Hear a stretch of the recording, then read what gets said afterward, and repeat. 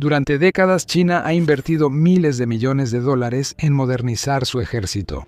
Ha hecho todo lo posible por construir una fuerza militar capaz de desafiar a su mayor rival, los Estados Unidos de América. Sus funcionarios muestran regularmente sus más recientes sistemas de misiles y presumen de tener fuerzas líderes a nivel mundial, esperando infundir miedo en el corazón de sus enemigos e intimidar a cualquier nación que se atreva a desafiarlos. Pero detrás de la arrogancia y el alarde de Pekín se esconde una verdad mucho más dura. El ejército de China no es ni de cerca tan fuerte como lo hacen parecer. Y sin siquiera disparar un solo tiro, Estados Unidos ha desmantelado repetidamente las estrategias militares de China y ha sacudido su confianza, obligando a Pekín a volver a empezar una y otra vez. Sucedió en los años 90, sucedió en los años 2000, y sucede otra vez mientras hablamos. Ese es el argumento presentado en un informe condenatorio escrito por Miles Yu, investigador principal y director del Centro para China del Instituto Hudson. Habiendo servido como asesor de políticas sobre China para el gobierno de Estados Unidos y dedicado su vida al estudio de la cultura militar y estratégica china, Yu es uno de los principales expertos mundiales en este campo en particular. Cuando él habla, la gente escucha, y en marzo de 2026 concluyó que las decisiones militares chinas son reactivas, no proactivas. Él argumentó que, en lugar de que Pekín actúe por iniciativa propia, toda su estrategia de inversión en defensa está directamente vinculada a las acciones de Estados Unidos. Cada vez que Estados Unidos demuestra superioridad militar, Pekín sufre un periodo posterior de pánico, purgas e inestabilidad absoluta al darse cuenta de lo rezagado que realmente está. Como lo expresa Yu, desde la Guerra del Golfo Pérsico hasta enfrentamientos más recientes que involucran a Irán y Venezuela, el dominio estadounidense en el campo de batalla ha expuesto repetidamente debilidades sistémicas en el complejo militar industrial de China, forzando ciclos de modernización apresurada, crisis internas y purgas políticas.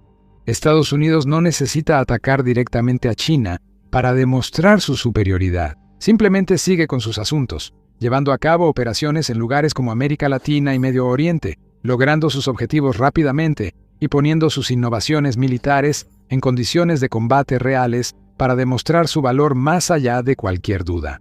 Mientras tanto, China observa estos acontecimientos a medida que se desarrollan. Ve cómo la pura fuerza del poder militar estadounidense abruma a cada enemigo en su camino. Ve a las fuerzas estadounidenses operar con una eficiencia tan notable que a menudo sufren solo las pérdidas más mínimas, incluso mientras llevan a cabo operaciones ofensivas en los territorios más hostiles, como la guerra de 2026 en Irán. Y cuando Pekín ve todo eso, se asusta. Mencionas varios ejemplos notables de cómo se manifiesta este patrón. El primero es la Guerra del Golfo de 1991. China no jugó ningún papel notable en ese conflicto. Después de que terminó la guerra, se descubrió que había violado resoluciones de las Naciones Unidas al tomar medidas para rearmar a Irak. Pero durante la guerra misma, China condenó enérgicamente la invasión de Kuwait por parte de Irak y mostró su apoyo a las fuerzas de la coalición, que incluían a Estados Unidos, Reino Unido, Francia y numerosas otras naciones occidentales, así como países de varias otras partes del mundo. Sin embargo, aunque no tenía sus propias tropas en el terreno, China observó de cerca el conflicto y aprendió lecciones que darían forma a su ejército en los años siguientes.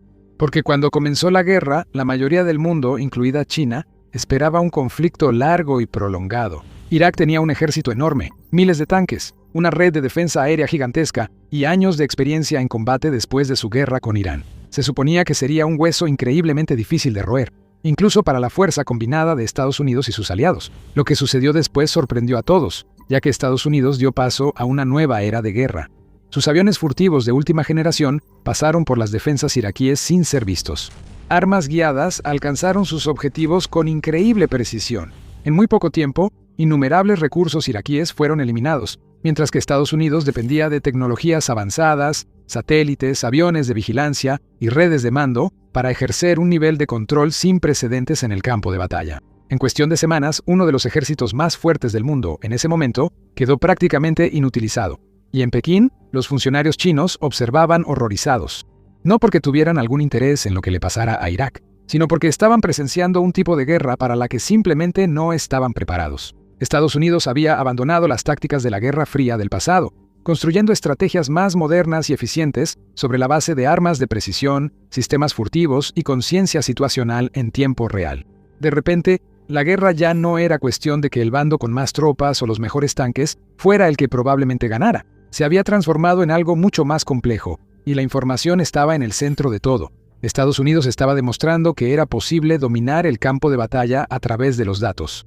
China llegó a una conclusión clara y obvia. Su Ejército Popular de Liberación, EPL, había sido construido para un mundo que ya no existía. Y si alguna vez tenía que enfrentarse a Estados Unidos, tendría casi cero esperanzas de tener algún tipo de éxito. Tenía que cambiar rápido. Así que, en los años que siguieron, tal como afirma la teoría de Yu, China respondió a las acciones de Estados Unidos lanzando una campaña masiva de modernización. Comenzó a investigar y desarrollar misiles más poderosos y precisos. Destinó gran parte de su presupuesto de defensa a la electrónica y las capacidades de guerra cibernética. Hizo lo que tenía que hacer para intentar cerrar la brecha con Estados Unidos. Y esto no fue un incidente aislado o único. De hecho, como señala Yu, el bombardeo estadounidense de la embajada china en Belgrado en 1999 y el incidente del EP-3 en 2001 reforzaron aún más la vulnerabilidad del EPL, acelerando las inversiones en aeroespacio, ciberespacio y capacidades de antiacceso. Una y otra vez, cuando Estados Unidos tenía éxito en alguna acción u operación militar importante, la respuesta china siempre era la misma. Trataba de ponerse al día. Desde fuera, los esfuerzos de Pekín parecían ambiciosos y admirables. Con los años, vimos grandes buques de guerra nuevos zarpar de puertos chinos, aviones de combate avanzados entrar en servicio y programas de misiles balísticos marcar nuevos referentes de rendimiento. Ramas enteras de las Fuerzas Armadas se reorganizaron y reestructuraron para adaptarse a las nuevas necesidades de la guerra moderna. El EPL pasó de ser una fuerza anticuada, enfocada únicamente en el número de soldados y el tamaño de las flotas, a un ejército mucho más sofisticado, equipado con sistemas de misiles aparentemente de última generación y capacidades cibernéticas en constante evolución. Pero según Yu, había varias fallas fundamentales en la forma en que China obtuvo estas mejoras. La primera es que China siempre ha tenido tanta prisa por modernizar su ejército que no quiso tomarse el tiempo para desarrollar nuevas capacidades de manera interna y orgánica a lo largo de los años. No quiso invertir el tiempo y esfuerzo necesarios, como lo hace Estados Unidos, para planear y perfeccionar sus diseños, soportando años de prueba y error y aceptando el fracaso como parte del proceso. En resumen, quería acelerar su innovación. Para lograrlo, dependió en gran medida de prácticas como adquirir tecnologías extranjeras o hacer ingeniería inversa de diseños existentes. En algunos casos, Pekín incluso recurrió a tácticas poco éticas, como el espionaje industrial, para aprender sobre activos militares extranjeros y luego intentar copiarlos. Esto significó que, al menos en apariencia, pudo cerrar esas brechas entre sí misma y Estados Unidos a un ritmo relativamente rápido. Pero hay una gran diferencia entre adquirir tecnología y dominarla, lo que nos lleva a la segunda falla que Yu destacó en su informe. China tenía misiles avanzados, aviones y otros recursos para sus desfiles militares, pero no siempre contaba con la precisión de ingeniería y la ciencia de materiales necesarios para un rendimiento constante. Tenían la tecnología, pero no el conocimiento para aprovecharla al máximo. Ahora, el tercer tema se relaciona con la política de fusión militar civil, MCF de China, que fue diseñada para cerrar las brechas y eliminar las barreras entre la investigación civil, los sectores comerciales del país y su complejo militar industrial. En teoría, esta es una idea inteligente, cuyo uno de sus objetivos clave es asegurar que casi todas las innovaciones civiles, como la inteligencia artificial, computadoras cuánticas y semiconductores, puedan reutilizarse en operaciones militares. Esto implica que cualquier organización en China, ya sea estatal, privada o extranjera, debe legalmente compartir datos con el ejército si se lo piden. En realidad, esta política ha fomentado, según Yu, la corrupción y la ineficiencia en todo el sector de defensa, llevando a la consecuencia más devastadora de todas, la credibilidad cuestionable de la calidad y confiabilidad de las armas del EPL. Ahora, una nota rápida antes de continuar. Estás viendo el show militar y si aún no te has suscrito, este es el momento. Aunque la política de FCM se suponía que haría al ejército de China más grande y mejor que nunca, en cambio ha introducido nuevos problemas venenosos que han resultado casi imposibles de resolver, con consecuencias dañinas y duraderas para la seguridad del país y su proyección de poder en el futuro. Aquí te explico por qué. Cuando China unió de manera efectiva los sectores militar y civil, introdujo la política en el EPL mucho más que antes. Y en los sistemas políticos centralizados, las malas noticias son peligrosas. Los que están en la cima de la cadena de mando no quieren escuchar sobre defectos y fracasos. Quieren escuchar sobre avances y éxitos. Como consecuencia directa de esto, comienza a formarse una cultura en la que los problemas se encubren, las deficiencias se minimizan y los líderes reciben informes que solo se enfocan en las cosas que están funcionando bien, omitiendo por completo cualquier mención de desafíos y carencias. En el mundo militar, ese tipo de cultura es increíblemente peligrosa. Se podría desarrollar un nuevo sistema de armas que muestre cierto potencial, pero que aún tenga numerosos defectos en su diseño que podrían hacerlo completamente inútil en condiciones reales de combate. Pero como la gente tiene demasiado miedo de contarle a sus jefes cualquier cosa, aunque sea ligeramente negativa, ignoran todos esos problemas. En su lugar, comparten informes muy positivos. Aseguran que el sistema es perfecto, revolucionario y líder mundial, listo para desplegarse en el campo de batalla para demostrar el poder inigualable del EPL.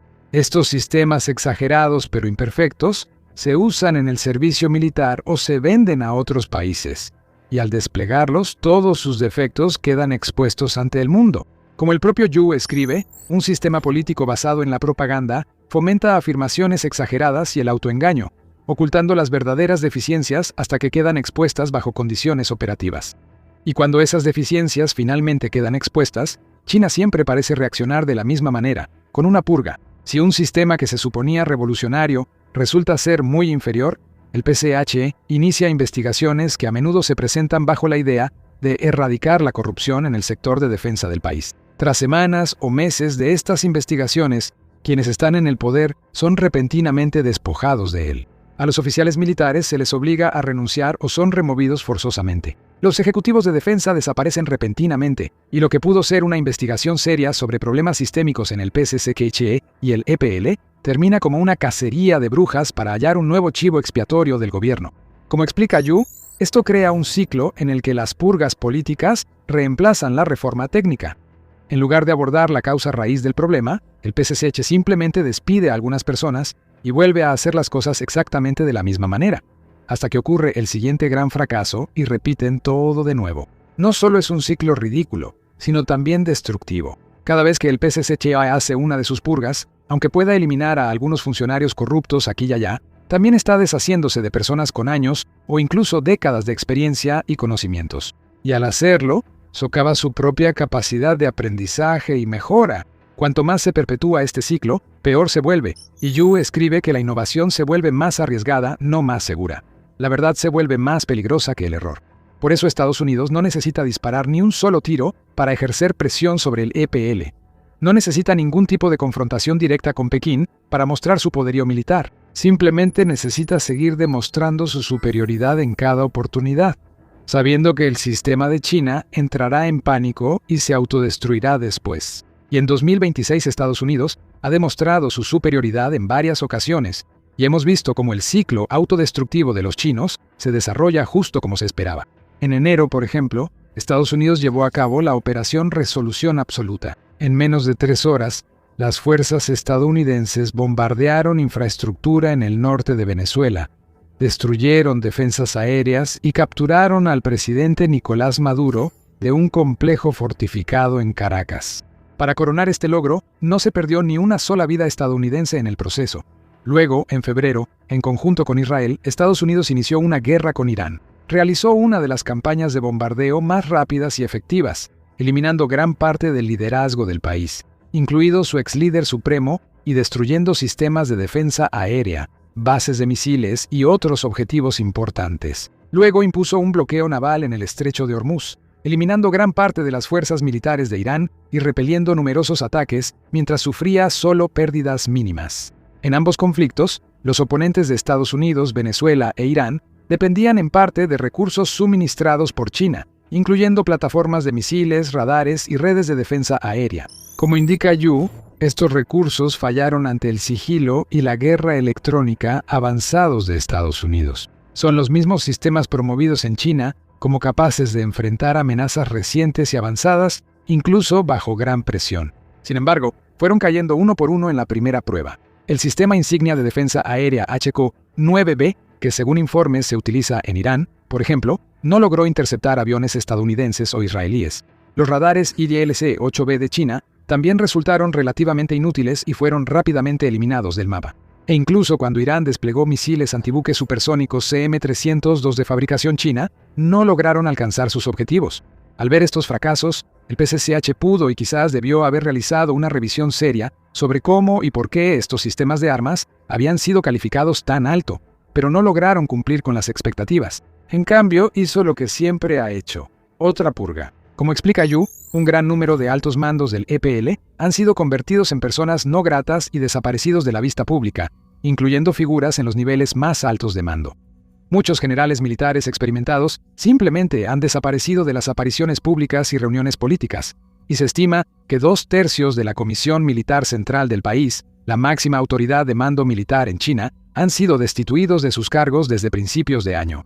En el sector científico e industrial también, la purga ha cobrado factura. Yu menciona a Hu Yongming, destacado científico en aviación naval y portaaviones, y a Yang Wei, principal diseñador de aviones de combate avanzados en China. También han sido purgados Huawei Yijin, investigador en misiles de defensa, y Wu Manqing, experto en radares y contramedidas anti-stealth. Algunos funcionarios incluso han sido severamente procesados, como Tan Rui Song, presidente de la Corporación de la Industria de Aviación de China, quien recibió una sentencia de muerte suspendida por cargos de corrupción.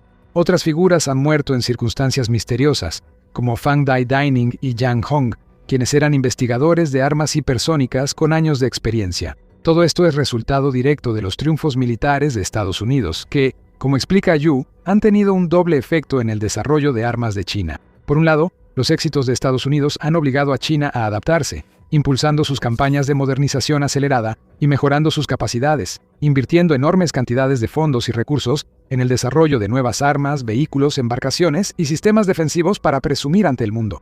Al mismo tiempo, las operaciones estadounidenses en lugares como Irán y Venezuela también han servido como pruebas de fuego para los avances de China. Y, desafortunadamente para Pekín, ha fallado repetidamente esas pruebas. Sus activos se mostraron débiles, defectuosos e incapaces de cumplir sus altas expectativas. Esto, a su vez, ha desencadenado una oleada de caos dentro del propio Partido Comunista Chino, con funcionarios destituidos en todo el sector de defensa e investigación de China.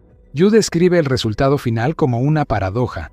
El impulso del Partido Comunista Chino por igualar o superar a Estados Unidos lo lleva a buscar programas militares más ambiciosos. Sin embargo, el mismo sistema que permite esos programas también les impide alcanzar su verdadero potencial. Si China tuviera un sistema más racional o una división más clara entre política y ejército, quizá esto no pasaría. El país podría dedicar el tiempo y el esfuerzo necesarios para alcanzar sus ambiciones militares, soportando los mismos altibajos que otras grandes potencias militares. Aceptar el fracaso no como algo que deba ignorarse o castigarse, sino como parte vital del aprendizaje. En cambio, China ha construido un sistema que elimina la capacidad misma para la verdadera innovación.